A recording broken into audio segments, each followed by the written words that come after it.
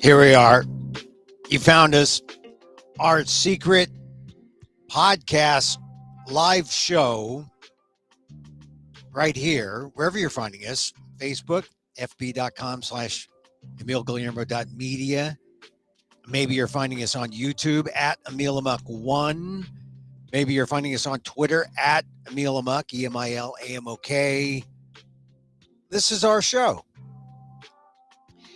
A lot of people don't. What kind of show is this, Emil? Your micro talk show. Well, it's a talk show. It is micro. I see it kind of like old timey radio. Like when I was growing up in the 70s, 60s and 70s, old time radio were the serials, right? The narrative episodic shows, right, on radio that then went on to television. That was old time radio.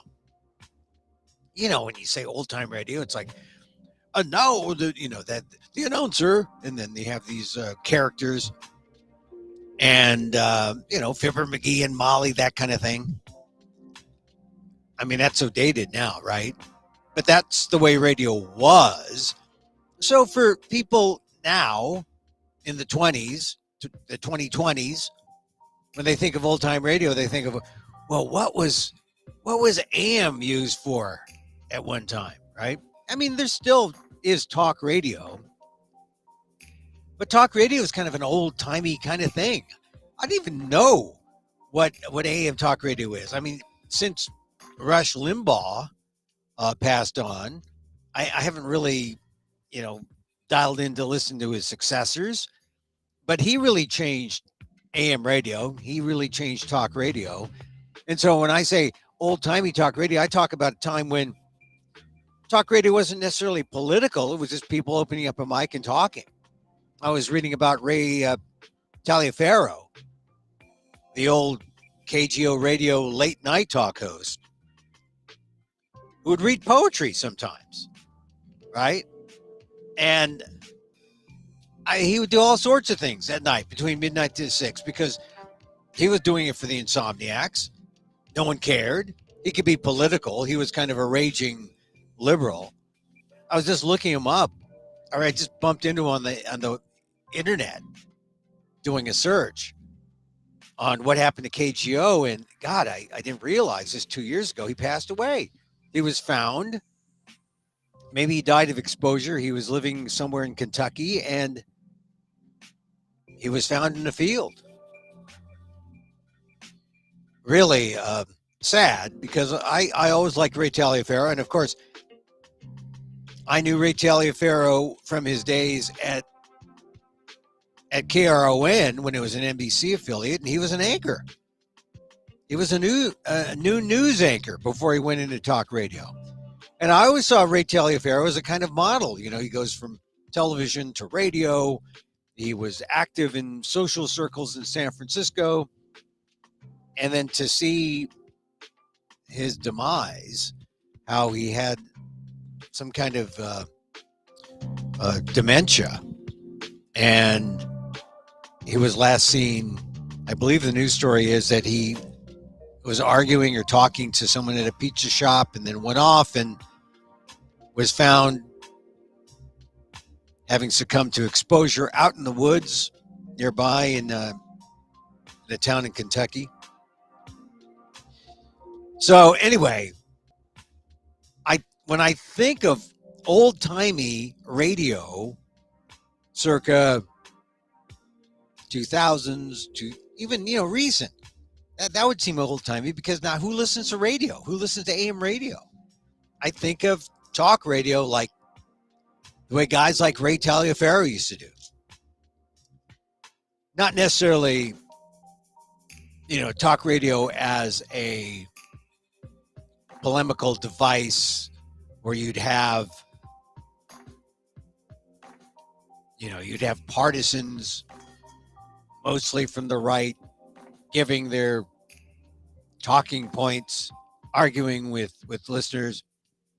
I heard a sports talk radio guy admit this the other day on the air, saying, the calls are kind of incidental. You don't need calls.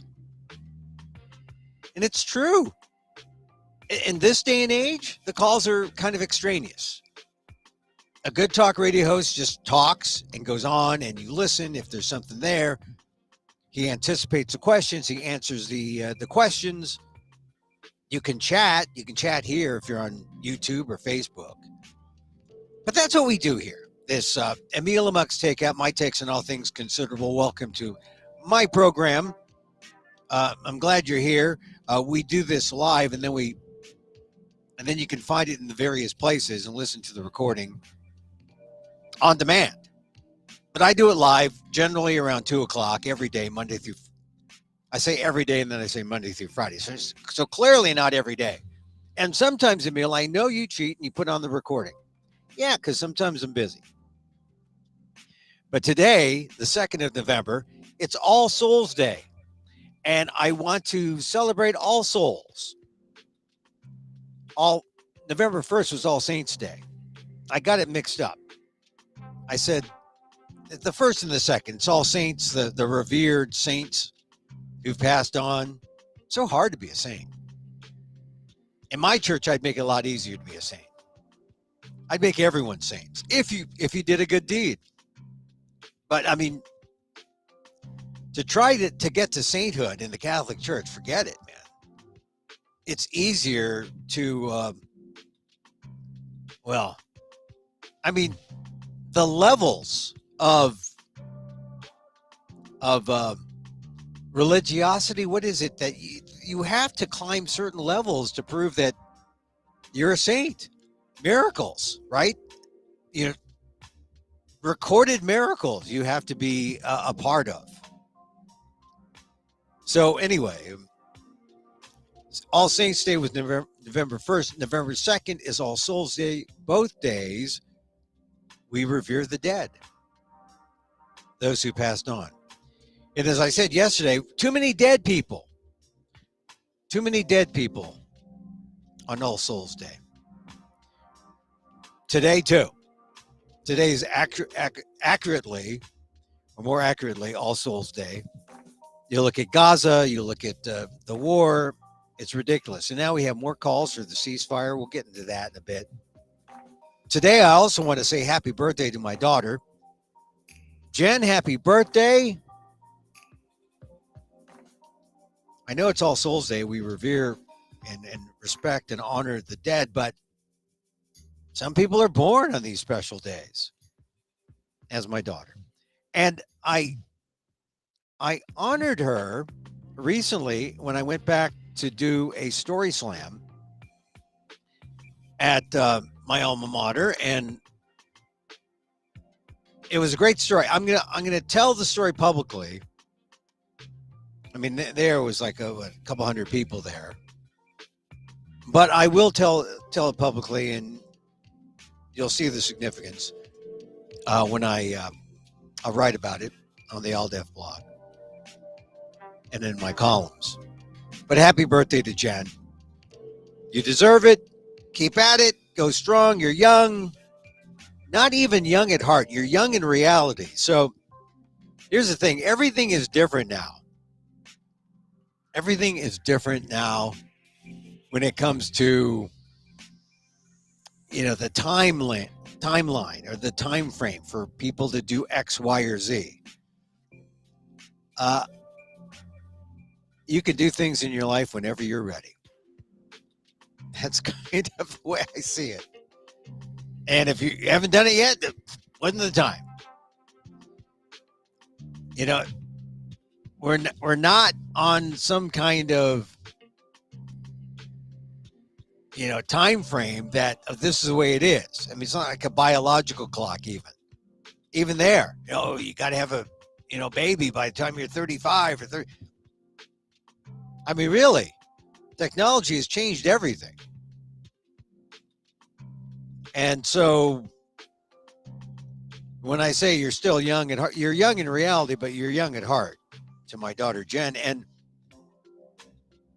so I don't want to wish her a happy birthday. All right.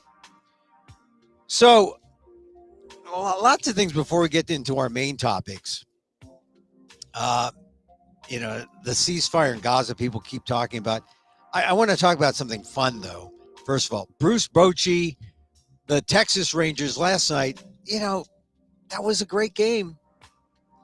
That was a great game. There was a no-hitter to the seventh inning, and then the Rangers scored their first run, and then they exploded in the ninth. Marcus Semien hit that home run. Man, what a player Marcus Semien. I was proud to see Marcus Semien, San Francisco native, raised in the East Bay. I think he raised around El Cerrito. He was a star. Well, was he a star? He was good at UC Berkeley. But, there are times when you wonder, is this guy going to make it in the major leagues? Just looking at his college career. I mean, he was good. He was solid. He ended up in the A's organization, and you knew that something was going to happen. Then they ultimately, because, the A's are really, hate to say this, but the A's are kind of like the major minor league team, right? It's like instead of 3A being the top minor, the A's are like 4A. And because a lot of they're great players, they're stars in the majors, but they're not under the A's system, and they end up getting traded and becoming stars. And Marcus Semien is the latest. So Semien hit that home run. So happy for him, but happy for the Rangers, who have never won. Now, they keep talking about the 2011 World Series that the Rangers came close to winning, but never quite did. And that was seen as a major disappointment. But 2010, they had a chance. They were in the World Series against the San Francisco Giants. And of course, who was managing the San Francisco Giants when the Rangers lost that first time in the World Series, and that was Bruce Bochy. And 2010, I went to those series games, big Giants fan. Tim Lincecum won the first game, Filipino-American, right? The greatest Filipino-American baseball player ever. Not position player too. He was a pitcher, Tim Lincecum. But I remember that series because Ian Kinsler of the Texas Rangers, I know this because I was sitting out there in left field, and he hits a ball into left center, and I had a good view of it.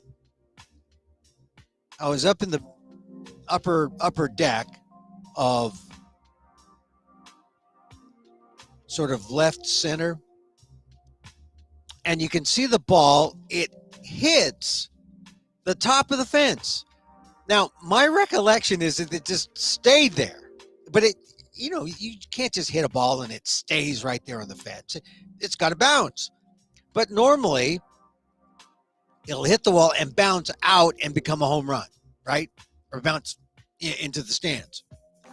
This one bounced on top of the wall and bounced back into the field. Ian Kinsler ends up with a double. I mean, it was sort of like the boink kind of moment for the Texas Rangers, indicating they were not going to win that series. Things were going against the Rangers. They were not going to win that series. They weren't going to win in 2010, and they didn't win in 2011, and finally they win last night. Congratulations to the Rangers. Of course, they had Bruce Bochy, their manager, comes out of retirement to win for them. It was a good game. Also, Corey Seager, you forget how good Corey Seager is, but he has won now the MVP for the World Series twice. This is the second time. And I noticed now they're calling it the Willie Mays Trophy, which is about time that Major League Baseball named something for the greatest player, whoever was, still living. And I'm just glad because Willie Mays has always been my favorite. He was the guy who, who made me fall in love with baseball, Willie Mays. So congratulations to the Rangers, Corey Seager. And it's great because we see how low baseball has how far baseball has fallen from the American pastime to let me see if I can squeeze it in between the Warriors game and there's something else on TV. And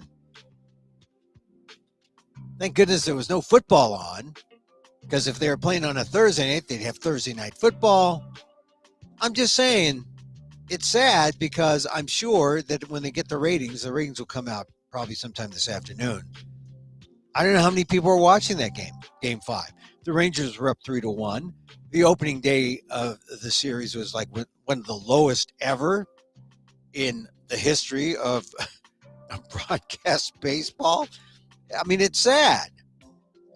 And baseball is doing all it can to be exciting. They've enlarged the bases. They put a time clock. I think they need to pay fans to come to the games or something. I don't know. Well, they've even tried to make baseball not baseball by building baseball parks where you can come and enjoy the park, and the game is sort of an incidental. The game is sort of like the jazz musicians at a restaurant. You know, you go to the restaurant and then you have your drinks and your food, and there's jazz musicians playing, and you don't care about them. You should, but most people don't, and you're there to drink and have fun. And so baseball has become like the jazz musicians of the sports world, where there's some great talent out there, but the game is slow, and you know, you have it on as background, and that's it, right? And really, if you can't find your love for baseball during the World Series, that says something. That's sad. But it's worth talking about, because it's just another change in the evolution of America, where baseball once all important, now who knows? I don't know. I mean, you know, and the Rangers winning was interesting, because it was an example of what happens when you really spend the money on the right players, and they do their jobs. They act like stars. Corey Seager did. Marcus Semien did. They spent something like $400 million in the offseason, and it worked. You get the right stars, it works. You go after the wrong stars, they get hurt. They don't produce. Ask the Yankees that. Ask the New York Mets that. But the Texas Rangers, it was just right. Just right for the Texas Rangers. So congratulations. Also, I used to live in Dallas. What it's kind of a curse to be a baseball team, a baseball champion in a football town. They liked the Rangers, but the Rangers were just like a minor league team in Arlington. They're still in Arlington. I don't think Dallas really embraces the Rangers. I mean, they're kind of like the mid-cities Dallas Metroplex team, not necessarily Dallas's team. But, you know, I like Dallas. You know, there are parts of Texas I love, right? I try to forgive their politics in Texas, but, you know, you can find just about anything you want to. And I've lived in Dallas. I've lived in Houston. I've got relatives in the San Antonio, Austin area. So aside from Senator Ted Cruz, I have a soft spot in my heart for Texas. But I don't know. I'm still a Giants fan, still a Californian, but soft spot in my heart for the Texas Rangers. Congratulations to them. All right, so now I want to get to some other stories. Let's see, what was I going to talk about? All Souls Day, pretty much talked about that. If you go to my ALDEF blog, aaldef.org/blog, you'll know I wrote about the Common App. If it's not up yet, it will be. November 1st is Common App deadline day for most schools. It is for the litigants' school of choice, which would be Harvard University. Of course, if you're any other school, you can look at the Common App website, and there's some deadlines that go into January.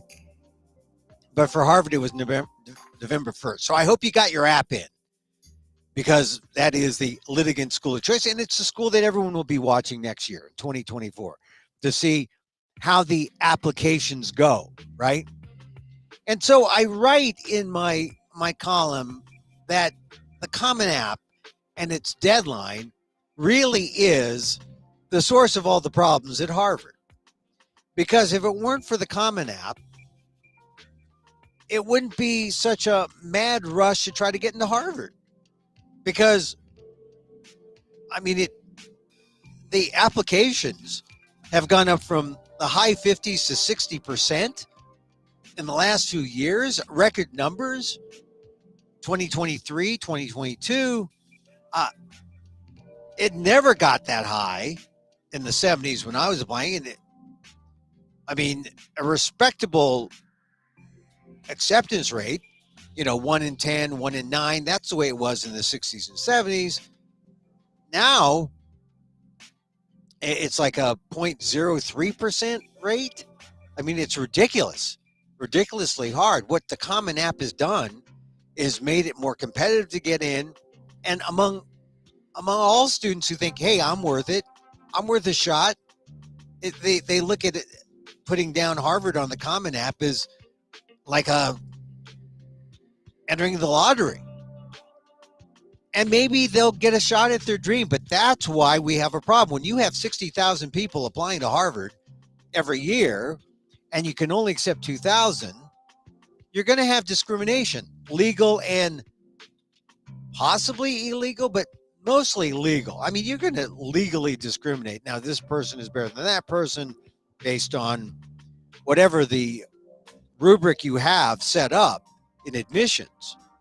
But that's what was challenged when the case went to the Supreme Court, that, they're using race, all right, because some Asians allowed themselves to be used by professional litigants in the affirmative action issue, namely one Ed Bloom.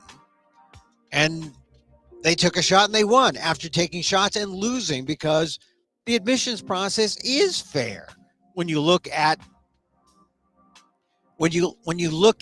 the overall, holistic picture of the student, the whole student, which is still the approach that Harvard uses. Race is just one aspect. Now race isn't a part, according to the guidelines of the Supreme Court. Now, there's still going to be litigants if people don't get what they want, right? And I'm talking about the people on both the yes affirmative action and the no affirmative action. The people on the yes affirmative action will say, hey, well, they'll still complain, and because their kid didn't get in. And the no's, they'll still complain, because if the number of Asian Americans keep going up, how does that affect the number of blacks, number of Latinos, if their numbers don't go up? I mean, the best approach for admissions officers is just to go, put out the word. You're looking at everybody. You want the broadest, most diverse source of students to get the best possible class.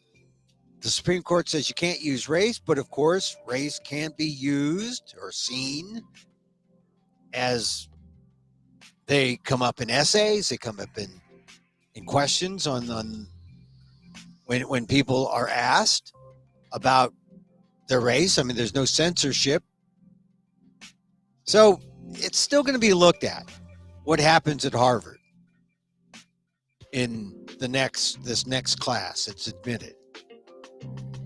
But I think the Common App, and I bring up the Common App because, like I said, the deadline was yesterday, November 1st. I bring it up because it exposes the real problem that I don't think people really understand. Well, they understand, but they say, well, what are we going to do? And that is the number of classes in the freshman class has always been, the number of spots has always been about 2,000 or just under, around 1,700, 2,000. That number doesn't grow. That's a constant. And you get 60,000 people applying because of the Common App. What it tells us is we have a resource problem. We need more Harvards. We need more more Harvard spaces. Or we need all the schools to be like Harvard so that people don't get bent out of shape when they don't get in.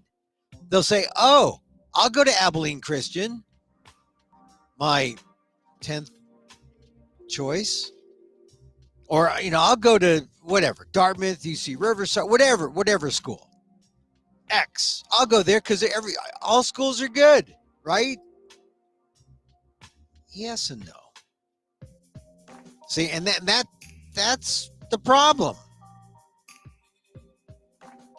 You're always going to have an issue about resources if you only have 2,000 people in the class.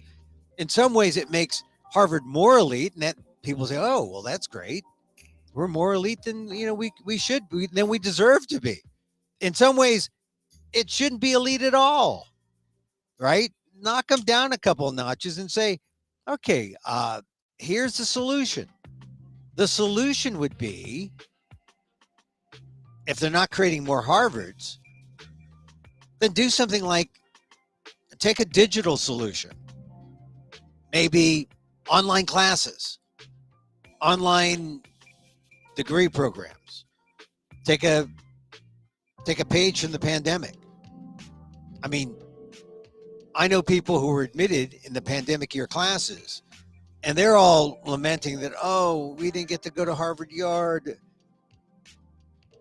Meanwhile, they're now back there and they're enjoying their lives as Harvard students.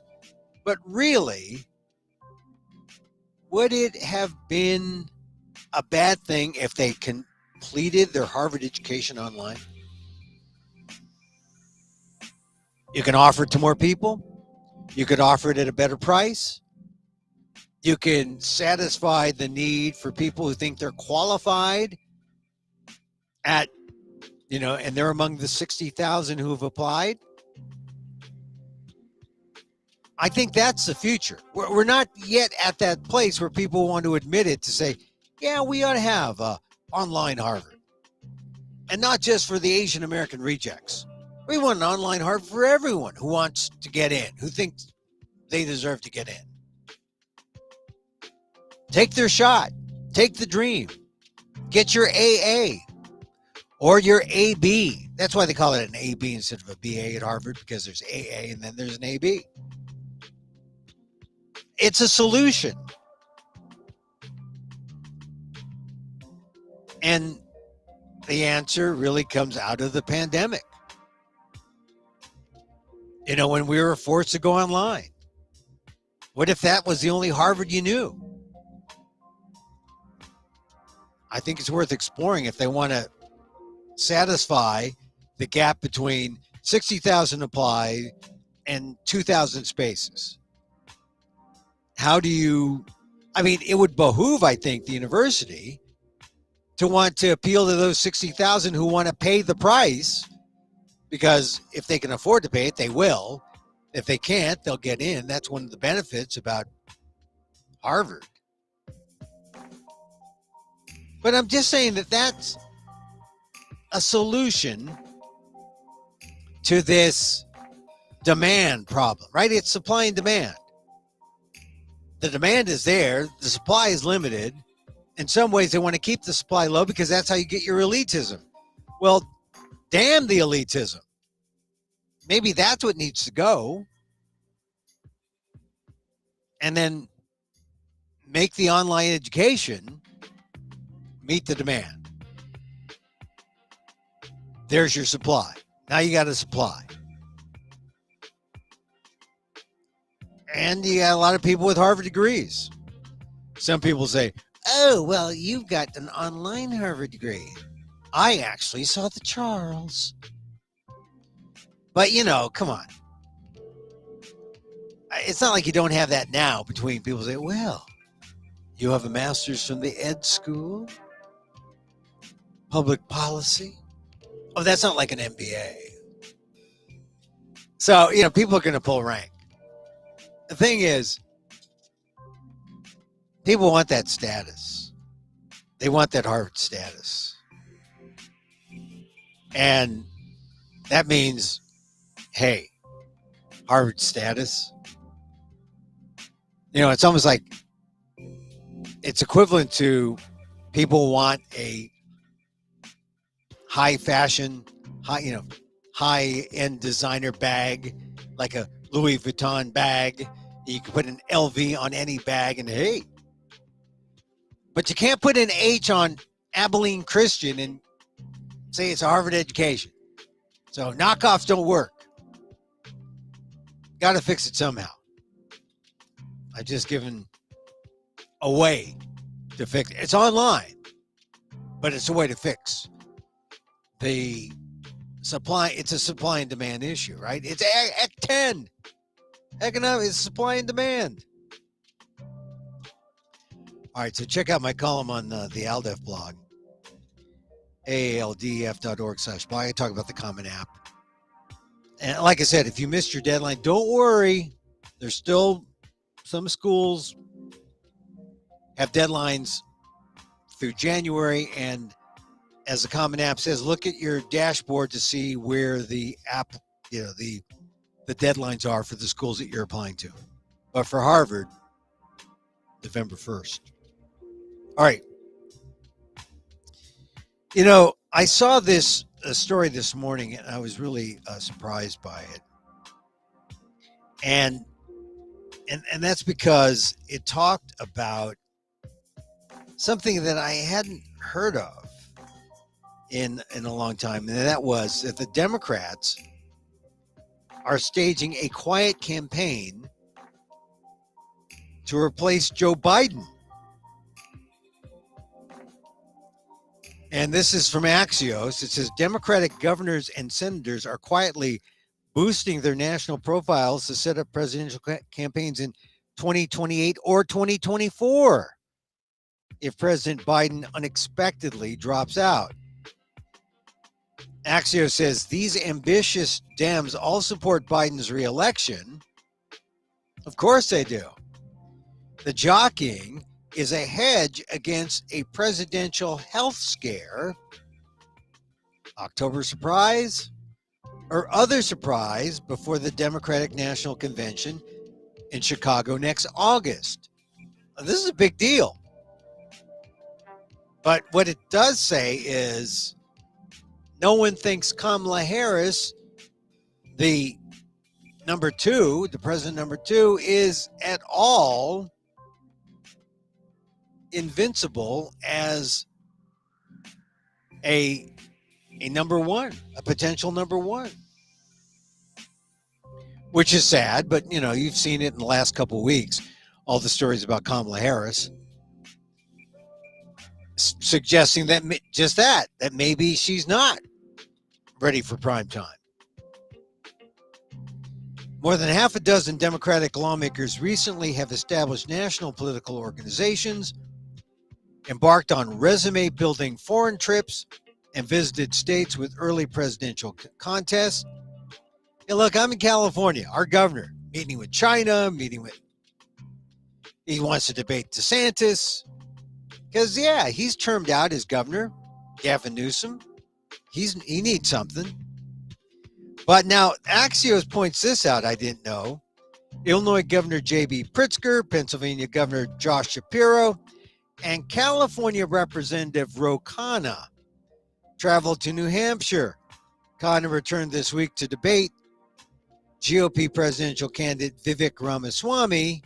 So you got this Asian on Asian debate going on, which should be kind of interesting, almost as interesting as a Nikki Haley and Kamala Harris kind of debate, although from the male side. But when this story caught my attention because I saw Ro Khanna's name. And that this would have been the next step, that Ro Khanna wasn't going to stop at taking Mike Honda's seat when he kept going after Honda and, not allowing or waiting for the revered Asian American Congressman Mike Honda to step down and say, okay, that's it. I'm ready to go. He was hand selected by Norm Mineta, his predecessor, who served in Congress and then served as a secretary to 2 cabinets to Clinton, Bush. So you knew kind of had the ambitiousness. He had the ambition to consider himself ready for the White House. When I saw that, I said, yeah. A guy who takes on Mike Honda for Congress after just being an Obama appointee. That took guts. He wasn't going to stop there. He's got his hat in the ring, not for 2024 necessarily, but maybe for 2028, and who knows what. So that caught my attention in this story that Axios put out. Axios, of course, mentions Gavin Newsom, Gretchen Whitmer of Michigan, Pritzker of Illinois, and there's a new national political group, Campaign for Democracy, Fight Like Hell PAC, and Think Big America. They're all looking at a plan B. And look, Biden at his age, politics is just like abortion. You need a plan B. And that's all that's what they're doing. But it's worth talking about. It's worth talking about. All of the Democrats reiterated to Axios their support for Biden and their plans to work hard to get him reelected. However, Biden, who will be 86 at the end of his second term, released a report from his doctor saying he's in good health. You know, you're not seeing, people talk about Biden's health without really talking about Trump's health. And the last couple of days, you have seen stories about Trump's. Trump is unhealthy. Trump is morbidly obese. He's not a healthy man. He needs to lay off the cheeseburgers, and then maybe he has a shot for living up to where Biden is at 82. But if you look at both people, Trump and Biden, forget the politics, just on the health side, Trump is not healthy. He may look healthy. I guess for a meat eater, he would be considered healthy. So, Democrats' commitment to Biden hasn't stopped them from running just-in-case scenarios. Here's some just-in-case scenarios. If Biden were to leave the race before the end of this year, there likely would be time for candidates to get on enough state ballots to win the nomination. But if he were to exit after January 1st, the fight could go to the Democratic convention. So, and then take that into 2024, October, who knows? October surprise. Could be the doctor's note. Candidates wouldn't be able to get on the ballot in enough states, according to an analysis in September by the Brookings Institution's Elaine Carmack. Let's see, in that case, Biden likely would have some delegates and could ask them to support a candidate, but the delegates would be free to support who they want. So, this is just part and parcel of having an older candidate. What are you going to do? Some Democrats think a plan B is in order. Maybe. I don't know. I'd like to see Biden, I think, is a little bit of a pickle here with the ceasefire. He's now calling, his aides say he's going to call for a ceasefire. But because here's where people who are pro-Israel find themselves. The more Israel goes further in retaliation than people are comfortable, it hurts Israel. And it emboldens the Palestinians. And the Palestinians, they want to see their people dead. They want Israel to kill their people because that fires up the sense of martyrdom that keeps Hamas alive. I mean, really, it's almost like a can't lose for Hamas. Oh, Israel kills you, we kill you, you kill yourself. If you're dead, that's a good thing. That's the Hamas mentality. And thank goodness that Hamas doesn't think for all Palestinians. But, you know, you got to know that Hamas doesn't equal Palestinians. Palestinians don't equal Hamas. But it adds to the confusion about what's going on over there in the Middle East and why the more the retaliation by Israel, by the more it continues, I think we are ready for almost a universal call for ceasefire. I got an email from a group, several groups yesterday, some groups today, calling for a ceasefire. I'm telling you. And now Biden is saying, Biden aides are telling reporters, yes, Biden is going to ask for a ceasefire or a pause. Maybe they'll use that kind of euphemistic language. Say, oh, yeah, we're pausing to negotiate for the hostages. But the more killing, the more death. Not a bad scene. Or not a good scene, rather. A bad scene. A couple other things. We talk about Biden and the plan B. Now, here's something. You don't hear about any other candidates. So maybe this week you heard about Dean Phillips. He's running. Last week or this week he announced. You hear nothing about Marianne Williamson. And I'm on her mailing list, so I get any news because it's like there's a blackout against Marianne. I like Marianne Williamson.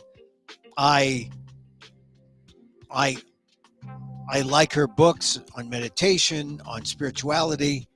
As far as I'm concerned, she is the antidote to the religious right. She is the spiritual left.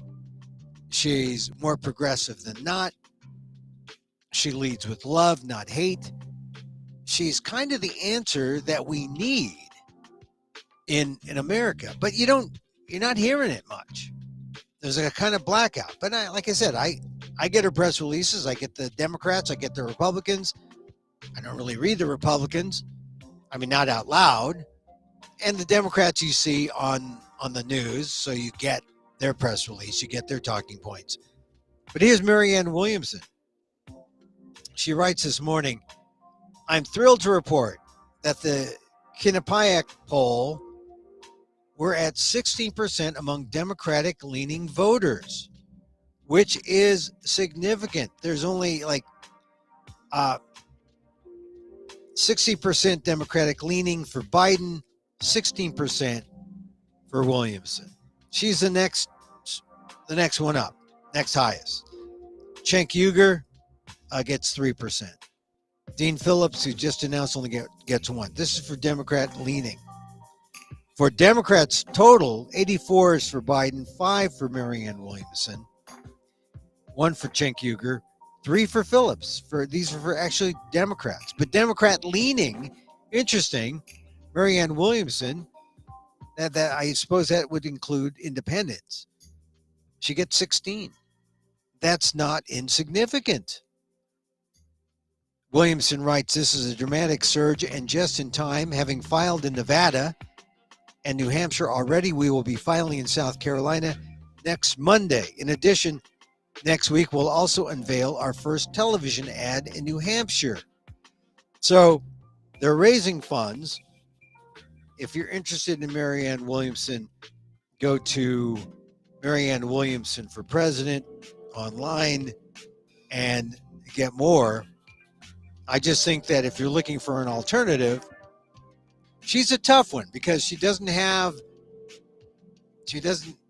held office, but she has a belief and a value system that the country might need right now. And, she probably would do things differently than a Democrat or Republican, coming from the female side as opposed to the male side. We've never had that in America. So gladly, I write about Marianne Williamson, or I talk about Marianne Williamson. All right. I guess we talked about Gaza. I mean, Gaza is it's real tricky from day to day. New York Times had an interesting analysis that what does Israel do right now? They're kind of painted into a corner. They want to retaliate, but they know they don't want to. It's a matter of degree. If they go too far, they alienate and isolate Israel and the United States. And frankly, and I said this after going over Noam Chomsky's history, where he says, look, Israel will do anything the United States says. Israel is bound to honor the United States because the United States built up Israel's military infrastructure with a little help from France, but primarily Israel knows whatever the United States says, it will do. That's why if the reports are correct and aides are being told, or aides are telling the press that Biden's going to call for a ceasefire, we'll have something. We'll have a pause soon, especially if the cover is, oh, we need to negotiate for the hostages. That might be it. That might be the winning thing. We'll see. We'll see. All right. I think that's it for today. Once again, happy birthday to Jen, my daughter. It's her birthday. All Souls Day. Celebrate All Souls. More on Jen in a future column on the ALDEF blog. Check out the ALDEF blog also for my take on the Harvard affirmative action post-SCOTUS. I actually talked to some admissions officers, and for people who just were handed this loss, it was a loss. They lost the case. It wasn't their fault. But they were surprisingly, what would be the term? Equanimous? They were not, they were ready to deal with whatever happens. And the sense I got was that their approach at this point is to broaden the spectrum of applicants, pick the best ones. I asked them, what if Harvard becomes 40%, 50% Asian? Then what are you going to say? Well, it's 30% now. We just picked the best candidates out there. And so I think by broadening out the applicants to include as many non-Asians as possible, maybe you'll see a more diverse Harvard. I mean, people are going to be looking at that after the SCOTUS decision. All right, one last thing. Last night also, I have to say this, is a sports thing. I watched the Golden State Warriors, and I realized why I like to watch them, because they give so much joy just to watch them push that ball around and move the ball and to shoot. Steph Curry, Klay Thompson got a game winner last night. They beat Sacramento. Sacramento was out De'Aaron Fox, their big star, but they played the Warriors right to the end. It was a great game, very entertaining, but it made me think about this year versus last, and how the only difference this year is the Warriors seem happier. The Warriors seem less distracted by one egotistical young player who they traded away, who was careless and threw the ball away, and basically selfish. And you take care of one player like that and get him out of the equation, changes everything for the Warriors. The Warriors are like, man, they won 4 games out of the first 5. Last year, they couldn't put together a 3-win road record. They always lost on the road. And it's because there was no chemistry. I mean, no chemistry, no bonding. And now you got a happy set of players. I think people are overlooking the Warriors. If you're happy, makes all the difference as you work to become a champion. Because it's hard work. But if you're toiling and struggling because of personality disputes, because ball hogs, because of ego, because of pay issues, man, kiss of death, a professional athletic situation. So thank goodness the Warriors have figured it out in the first 5 games. I think they're going places. People say, "Oh, they're too small." Doesn't matter if they're too small. They're too happy right now. That's better than being too small. Be happy and have good chemistry. I think you got to watch the Warriors. They're a good team. They're fun to watch again. Fun to watch. All right, so that's it. That's it.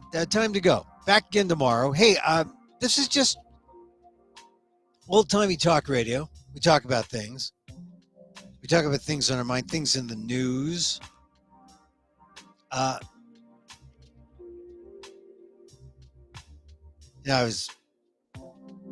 then things I read. Now, here's something that I read James Clear's. He has these things called 3-2-1 on Thursday. 3 ideas, 2 quotes, 1 question to consider. Here's an idea he comes up with. For each headache you face, ask yourself, is this mostly real or mostly imagined? Solve the real problems, release the imaginary ones. Well, they've been saying this in self-help books for a long time. Analyze what you're hearing. Is it true? Where's the evidence? No evidence? Move on. So ask yourself, mostly real or mostly imagined? Solve the real ones, release the imaginary ones. That's a good one. That's a good idea. Here's number 2. Relax. Your rumination, analysis, worry, and need to control the future are robbing you of the current moment. Forget about the past. Forget about the future. Where are you right now? Relax. Analysis and worry and need to control the future are robbing you of the current moment. Yes, there is a time for preparation, but continually thinking of the future guarantees you'll never enjoy in the present. Yeah, that's the truth. I can't tell. I was going through this slam contest 2 weeks ago, 2 Saturdays ago. My goodness. I must have run over my piece in my head. I was nervous. And at some point, it's counterproductive. Just relax. You've prepared, don't over-prepare. Relax. Let go. See what happens. Maybe something big, something beautiful. But you only hurt yourself if you over-prepare. You only hurt yourself if you don't. Just relax and let go. One more thing. Number 3. Exerting more effort doesn't help if you're on the wrong trajectory. Working harder on the wrong thing just wastes more time. Learning more from a biased source will lead you further from the truth. Doubling down on the toxic relationship only sets you up for more headaches. Before you try harder, make sure you are willing, or make sure you are walking a path that leads where you want to go. Once again, nothing wrong with preparing, but don't over prepare and don't create that anxiety by doing so. Anyway, that was from James Clear, 123. I like to share those in case, some of those you may be thinking about, think about things coming up, deadlines, whatnot. Relax, go, don't ruminate. Okay, so catch us on YouTube at Emil Amok 1, Emil Amok 1. Also on Twitter at Emil Amok, Emil Amok. On Facebook, fb.com/EmilGuillermo.media. Also on amok.com, amok.com. Emil Guillermo here. We like to do a little meditation, a little metta, METTA. And the basic one is just saying this: as I wish for me, I wish for you. May you be safe. May you be happy. May you be healthy. And may you live with ease. Emil Guillermo here. I'm back again tomorrow, 2 p.m.-ish. Catch the replays. This is 596. 595 was a good show. 594, great show. 593, good show too. It's all on our YouTube site. Till next time. Mahal.